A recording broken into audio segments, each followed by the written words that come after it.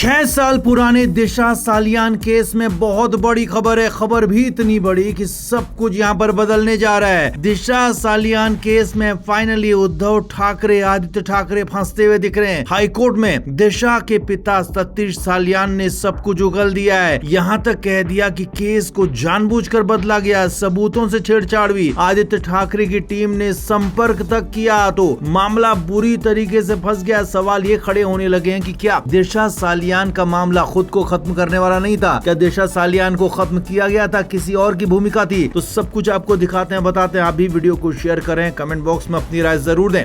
तो दिशा सालियान केस 6 साल बाद फिर से सुर्खियों में है और इस बार सवाल सिर्फ दिशा की मौत पर नहीं बल्कि उस पूरी वक्त की पुलिस और राजनीतिक व्यवस्था पर भी सवाल खड़े हो रहे हैं। दिशा के पिता सतीश सालियान ने बॉम्बे हाई कोर्ट का दरवाजा खटखटाया और वहां पहुंचे और अब हियरिंग के दौरान आरोप लगाया है कि उनकी बेटी को खुद खत्म करने की बात कही गई थी। लेकिन अब यहाँ पर बहुत बड़ी बात उन्होंने कह दी कि इसके पीछे कई लोग शामिल हैं। अब इस कथित कवर अप के पीछे कौन थे? सतीश सालियान की शिकायत और उनके वकीलों के आरोपों में तत्कालीन मुख्यमंत्री उद्धव ठाकरे, तत्कालीन मुंबई पुलिस कमिश्नर परमबीर सिंह और दूसरे पुलिस अधिकारियों की भूमिका पर गंभीर सवाल उठाए गए हैं। परमबीर सिंह पर कथित तौर पर कवर अप का मास्टरमाइंड होने का आरोप तक लगाया गया, जबकि उद्धव ठाकरे पर पद के दुरुपयोग का आरोप लगाया गया। और यही नहीं, शिकायत में ये तक कहा गया कि आदित्य ठाकरे समेत कई लोगों के खिलाफ भी कार्रवाई की जाए, क्योंकि आरोप तो ये भी है कि आदित्य ठाकरे की टीम से भी दिशा के परिवार से संपर्क किया गया था। हालांकि यहाँ पर ध्यान ये भी रखना होगा कि ये सभी आरोप हैं, कोर्ट में अभी साबित नहीं हुए हैं, लेकिन हाँ, आदित्य ठाकरे इन आरोपों को खारिज कर चुके हैं, जबकि पुलिस की पिछली जांच दिशा के जाने को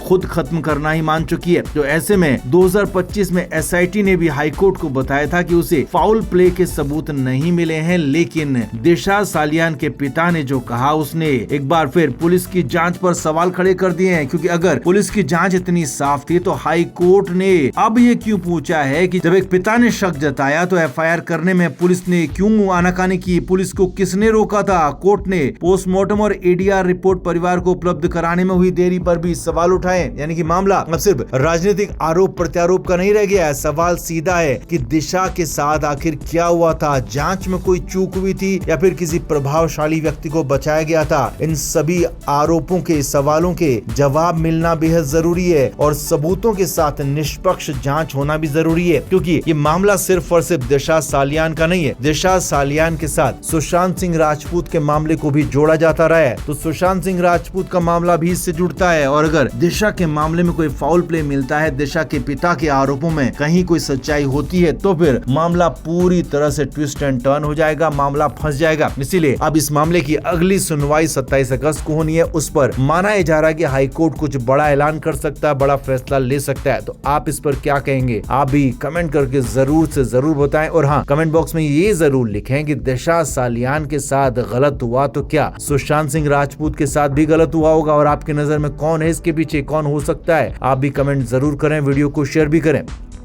तो महाराष्ट्र की सियासत में उद्धव ठाकरे के लिए मुश्किलें एक बार फिर बढ़ती हुई दिखाई दे रही हैं। जून में जिस ऑपरेशन टाइगर के तहत शिवसेना यूबीटी के 6 सांसदों ने एकनाथ शिंदे खेमे का रुख किया था, उसके बाद अब सियासी गलियारों में चर्चा इस बात की है कि उद्धव के साथ बचे हुए सांसदों पर भी दबाव बढ़ाया जा सकता है। खुद मुख्यमंत्री फडणवीस ने उस वक्त ऑपरेशन टाइगर के सफल होने की बात कही थी और शिंदे खेमे की ओर से भी आगे और सांसदों के आने के संकेत दिए थे। अब सूत्रों के हवाले से बड़ी खबर ये है कि महाराष्ट्र की राजनीति में एक नया दावा तेजी से चर्चा में है। बीजेपी और महायुति की रणनीति सिर्फ 6 सांसदों तक सीमित नहीं है, बल्कि अगला निशाना उद्धव ठाकरे के बचे हुए सांसद हैं। महाराष्ट्र में सियासी सूत्रों के मुताबिक उद्धव खेमे में बचे हुए सांसदों को लेकर अलग अलग लेवल पर संपर्क और राजनीतिक आकलन का दौर चल रहा है और फिलहाल किसी नए सांसद के पाला बदलने की फिलहाल तो खबर नहीं है। लेकिन हाँ, जून में जिस तरह से 6 सांसदों ने एक साथ शिंदे गुट का दामन थामा था, तो उसके बाद अब खबरें ये आ रही है कि जो बाकी के बचे हुए 3 सांसद हैं उन्हें भी बीजेपी और शिंदे गुट अपने पाले में करने में जुटे हुए। और यहीं से कहानी का एक दूसरा पहलू भी सामने आता है और वो है संजय राउत। उद्धव ठाकरे के सबसे मुखर चेहरों में शामिल संजय राउत लगातार बीजेपी, फडणवीस और केंद्र की राजनीति के साथ साथ शिंदे गुट पर भी हमलावर हैं और हाल के दिनों में तीखे हमले भी किए। लेकिन बीजेपी की रणनीति के नजरिए से देखें तो राउत की आक्रामक राजनीति खुद उद्धव ठाकरे खेमे के लिए दुधारी तलवार बन जाती है। एक तरफ तो संजय राउत लगातार पार्टी का बचाव करते हैं, दूसरी तरफ उनके बयानों से बीजेपी और महायुति के साथ टकराव बदलाव और तेज होता है। तो ऐसे हालात में अगर उद्धव ठाकरे खेमे के बाकी सांसदों का भी राजनीतिक भविष्य उधर यानी कि उद्धव ठाकरे गुट को छोड़कर शिंदे गुट और बीजेपी की तरफ बनता है तो यहाँ पर पार्टी के अंदर दबाव बढ़ जाएगा। सूत्रों के मुताबिक संभावित रणनीति का एक हिस्सा यही हो सकता है कि सीधे उद्धव ठाकरे को निशाना बनाने के बजाय उनके आसपास के राजनीतिक आधार को कमजोर किया जाए। पहले सांसदों का एक बड़ा हिस्सा अलग हुआ और फिर संगठन और लोकल लेवल पर असर डालने की कोशिश हुई और बाकी के बचे हुए सांसदों को लेकर भी विकल्प खुले रखे गए। यानी कि मुकाबला सिर्फ उद्धव ठाकरे देवेंद्र फडणवीस का नहीं रह जाता है। अब लड़ाई इस बात की भी बन गई है कि उद्धव ठाकरे अपने साथ बचे हुए राजनीतिक चेहरों और सांसदों को कितनी मजबूती से और कितने दिन तक एकजुट रख पाते हैं। हालांकि अभी ये साफ नहीं है कि 3 सांसदों ने पाला बदलने की यहाँ पर कोई कोशिश की है, लेकिन हाँ खबरें जरूर आ रही हैं कि जो 6 सांसद गए हैं तो उसके बाद 3 सांसद भी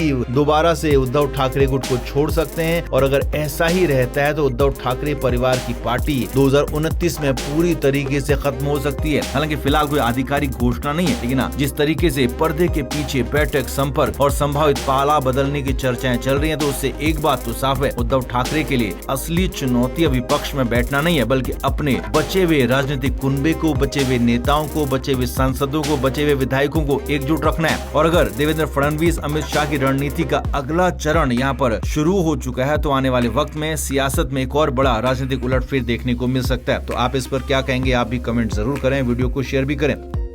तो धनुष बाण नाम शिवसेना का, निशान शिवसेना का, लेकिन दावा दो गुटों का है। अब ये लड़ाई सड़क से निकलकर सीधे सुप्रीम कोर्ट पहुंच चुकी है, लेकिन अब सुप्रीम कोर्ट में उद्धव ठाकरे गुट ने ऐसा दांव चला जिसने पूरी सुनवाई का एंगल ही बदल दिया है। उद्धव ठाकरे गुट के वकील कपिल सिब्बल ने सुप्रीम कोर्ट में कहा कि धनुष बाण चुनाव चिन्ह हमें नहीं चाहिए, लेकिन आप हमें नहीं देते हैं तो शिंदे गुट को भी मत दीजिए, यानी कि इसे तुरंत फ्रीज कर दिया जाए। उद्धव ठाकरे हालांकि कोर्ट में ये नहीं कह रहा है कि धनुष बाण सीधे सीधे हमें दे दीजिए, बल्कि दलील ये दी है कि जब तक असली शिवसेना पर फैसला नहीं हो जाता तो तब तक निशान का इस्तेमाल ही रोक दिया जाए। और यहीं पर से सवाल खड़ा होने लगा है कि क्या उद्धव ठाकरे को खुद भी अंदाजा हो गया कि धनुष बाण की लड़ाई का फैसला इतना आसान नहीं है और फैसला उनके खिलाफ भी आ सकता है, क्योंकि मामला सिर्फ एक चुनाव चिन्ह का नहीं है, मामला है शिवसेना आखिर है किसकी। बाला साहब ठाकरे की बनाई पार्टी की राजनीतिक विरासत किसके पास जाएगी, उद्धव ठाकरे के पास या फिर एकनाथ शिंदे के पास। और इसी सवाल का जवाब अब सुप्रीम कोर्ट तलाश रहा है। फरवरी 2023 में चुनाव आयोग ने शिंदे गुट को असली शिवसेना माना था और चुनाव चिन्ह धनुष बाण शिंदे गुट को ही सौंप दिया था। उद्धव गुट ने इसी फैसले को सुप्रीम कोर्ट में चुनौती दी। अब अगस्त 2026 में इस केस की फाइनल सुनवाई चल रही है और सुनवाई के दौरान सुप्रीम कोर्ट ने एक ऐसा सवाल उठा दिया जो पूरे केस की दिशा बदल सकता है। कोर्ट ने ये पूछा कि पहले ये देखना होगा कि शिवसेना में वास्तव में विभाजन हुआ भी था या नहीं, और उससे भी बड़ा सवाल, अगर शुरुआत विधायकों के बीच से हुई थी तो क्या वही टूट पार्टी के संगठन और प्राथमिक सदस्यों तक पहुंच सकती है। यानी कोर्ट अब सिर्फ ये नहीं देख रहा कि किसके पास कितने विधायक थे, कोर्ट ये भी देख रहा है कि पार्टी असल में किसकी थी, संगठन किसके पास था और विधायकों की संख्या को पार्टी की पहचान का आधार बनाया जा सकता है नहीं। Flame media report.